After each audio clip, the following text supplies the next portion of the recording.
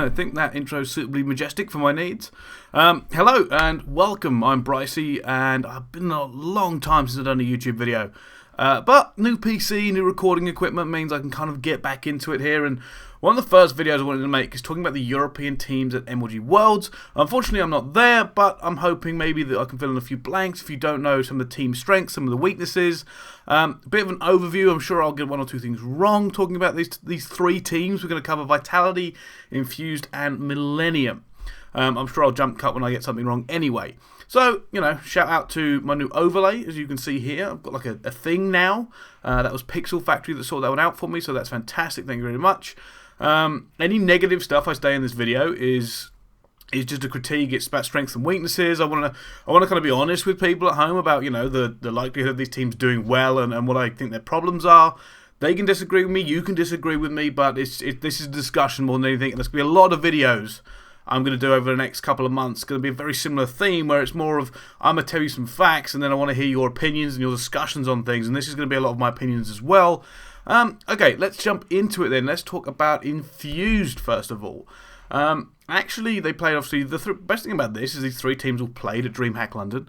And because they played at DreamHack London, we've kind of got a little bit of a benchmark. We've kind of got to see how these three teams stack up against each other, and hopefully that will translate into how they're going to stack up internationally.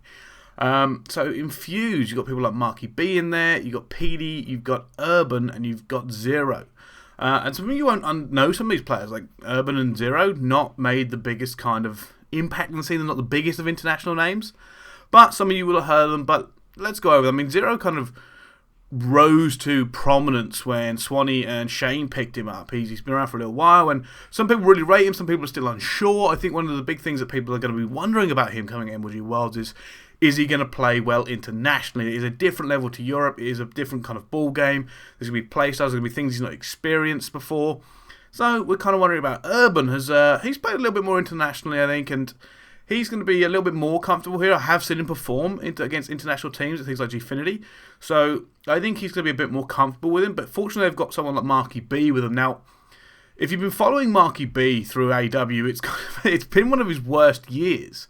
However, I believe, not everyone agrees with me, that he's actually played really, really well across the length and breadth of it. But I don't know, either he's not gelled, or in case of the Vitality Tommy thing, it was those two clashed. I think he's had kind of a hard run here, so if he can go out on a high, that'll be massive for Marky B. So he's going to be looking for a high place, and they're kind of a dark horse. For me, at least, they're one of these teams where at DreamHack London they look really impressive, but it might have just been a honeymoon period. And you've got to be sitting there going, is this team going to continue to perform at this level? Have they got the experience they need to perform at this level? The last player in this roster is PD. And PD, for me, has come on leaps and bounds when we first kind of looked at him in Black Ops 2, and we thought he was really rough around the edges. And you can kind of take his playstyle a little bit from Zuma. However, although he plays like Zuma, he's not as good as Zuma. He's a poor man's Zuma. He is aggressive. He is going to be mainly in the SMG role. And for me, he's one of the players to watch. They need him to really kind of just step up his game. Doesn't always perform the best he can do against international teams. They tend to pick him apart if he loses his head here. But, he's getting kind of veterancy status actually competing at these events. So I think this Infused roster, for me, it's kind of a grey area. I don't know if they're going to perform as well as they could do. If they click like they did at DreamHack London the first day, then they're going to be amazing. If not, then they might end up just being eked out here. We might see that team crumble a little bit. I'm wondering about the kind of the mentality of that team. Fortunately, they've got Marky B with them, so I actually think Marky B, one of the key things everyone's always said about Marky B is he brings more to the team than just his gameplay. So they're going to be relying on him to bring the hype, to keep their morale up, and kind of keep going forward. But yeah, that's, for me, Infused, it's kind of a grey area about where they're actually going to perform. They've beaten Vitality, they beat Millenium, but then they got beat by Vitality and got beat by Millenium. So it's one of those teams where they were great one day, and then the next day they lost to the same teams they beat on the first day. And I think that actually sums up Infused for me entirely, is that's kind of how you got to look at this team coming into this event. If they're on, they're going to be great. They may surprise a few people, and that's one of the things I actually spoke to Marky B about, is he believes that one of the strongest things for European teams is the play style may throw off some American squads. So for him to rely on that, it's going to be saying, like, this is our best chance. He hasn't been streaming because of it. So, that's where you've got to really look for this squad. Moving on, we're going to go on to Millenium. Now, Millennium for me are a good team, but not a great team. I think they're missing some sort of X factor. Maybe the composition isn't exactly right. Funny enough, there's been a little bit of talk about this recently. So that roster, just before we go any further, is Reedy, Rated, Gataga, and Moose. All these players have been quite storied. Rated is looking to kind of prove himself a little bit more. Like I said, he's had a bit of an on and off. He keeps kind of leaving, coming back, and we're going to see where he performs here. Reedy is constantly looking to prove things to people. He believes he needs to constantly prove himself. And this is going to be no exception. Reedy will want to perform here. If you don't, I'm sure you'll see some tweets because he is the first one to hit Twitter with kind of negative tweets if his team doesn't do well or if he doesn't do well. Gataga, we're going with Gataga. Now, I actually want to focus on Gataga for a little bit because 6 months ago, Gataga for me, I hadn't liked his playing for a couple of years. I thought he'd stepped off. I didn't think he really wanted it. I didn't think he was, playing where he should be playing. He just didn't seem to care, if I'm honest. And I said that right before an event. And then I think it was the first EU Pro League event. But then I saw him play and he was amazing in this roster. He was so good. And to be honest with you, even his teammates kind of think he may be one of the best players on Millennium now. Which is something I'd never anticipated to say because I didn't think he'd really been working well, but he seems to have fit in really well with this UK squad. And I wonder if that's because they take away some of that hero temperament he's had where he challenges things he shouldn't challenge. Plus, you've got to remember, Gataga's a very, very quick player. He's always had a higher sensitivity than most pros. He's always been kind of very reckless and fast. And that in AW is a great strength to have. So Gataga's been playing very, very well. He's certainly going to turn up at Worlds. I think this may be the scene of the return of the French monster, and he really needs to play. The only negative that Gataga has is he's sometimes unsure of himself. And that may hurt him badly. I've heard things, his teammates have said once or twice he's asked about pushing something. Because of the people he's playing with, UK teams can be quite critical of each other. So I don't know. That's his weakness, but he has been playing very, very well. His teammates really rate him. I really rate him at the moment, especially the last 3 events he's played. He's played fantastic in all of them. So yeah, I think he's got a really good chance. And then you've got Moose, another storied player. He's returned to North America. He's, like I said, this composition of this team doesn't feel quite right somewhere still. And I don't know if it's Moose or I don't know if Moose is not in his full position, but like I said, he's got a lot to prove as well. He didn't leave, America on the greatest of hype. It was kind of a bad time for him. Everything in TCM was amazing, and then it all just went to absolute shit. So yeah, he's had kind of a bad time here. He has been doing quite well at DreamHack, but it was on and off. So yeah, that last tournament, DreamHack London, it was neither here nor there. Whether you couldn't really put a button on what he was doing. I don't think this has really been Moose's game.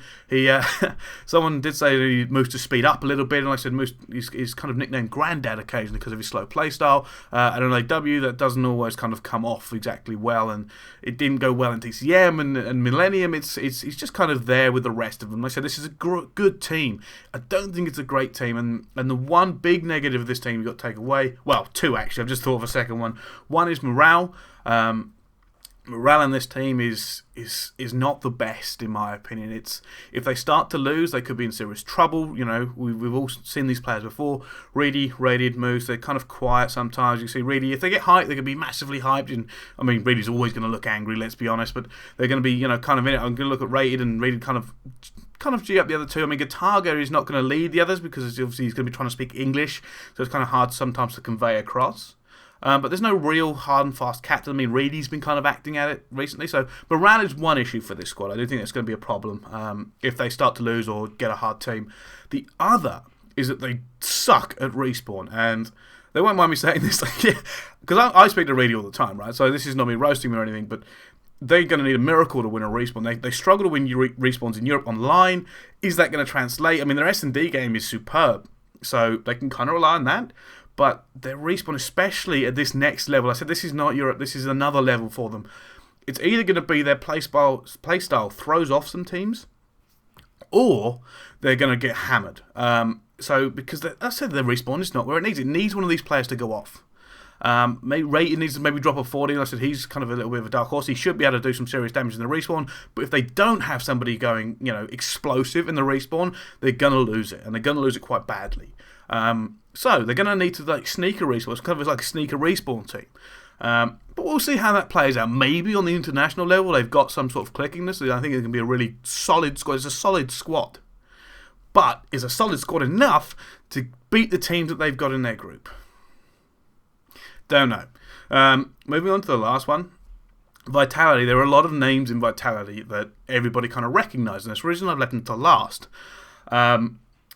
Swanee, Tommy, Mad Cat, and Joe. Joe being the one that some of you may not have heard of, but a lot of people really, really rate this guy. And you've got to be keeping an eye out for him because a lot of this relies on him at the moment. I said this at DreamHack London, and I wasn't impressed with Vitality at DreamHack London. And one of the reasons was I ended up speaking to Tommy about it. I was like, what's going on with your team? Why, they weren't winning S&Ds. They looked a bit all over the place, a bit disconjointed. And he said we haven't had real opportunity to practice. He said we've not had a lot of time to practice. We kind of we know our strategies are bad. They ended up winning the event, by the way. Vitality won DreamHack London, but it was a bit off. I mean, Tommy switched position as well. He was battling and now he's trying to run SMG. He said he's struggling to get into that. They only started winning when Tommy was kind of stepping it back up to what we expect of him. Mad Cat went just off, absolute monster at DreamHack London. Maybe the MVP of the event, just complete lunatic.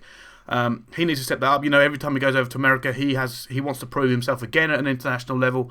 So he'll be looking to do that at the very least. I think Mad Cat's key to this squad because they need him to drop the numbers to relieve pressure everywhere else. Swanee, and he's going to try and drop numbers and kind of positional play himself to get in those right places. But this actually leads me to the weakness of Vitality and the problem they had at DreamHack London is they're too slow. With Tommy not being used to running an SMG on this game and not being as aggressive as he could be, and Mad Cat, he's kind of a versatile player, but he still likes to drop back and just hammer numbers. He'll be slaying everywhere. Swanee, as we know, is quite passive AR, and one of the things we did see at DreamHack London is him pick up an SMG once or twice, and he did. I think he got a 3-piece in the hill with it. Mind blown. Which leaves Joe. And Joe kind of gets swarmed. Joe's a very, very good player. A lot of people rate him as potentially one of the best players in Europe.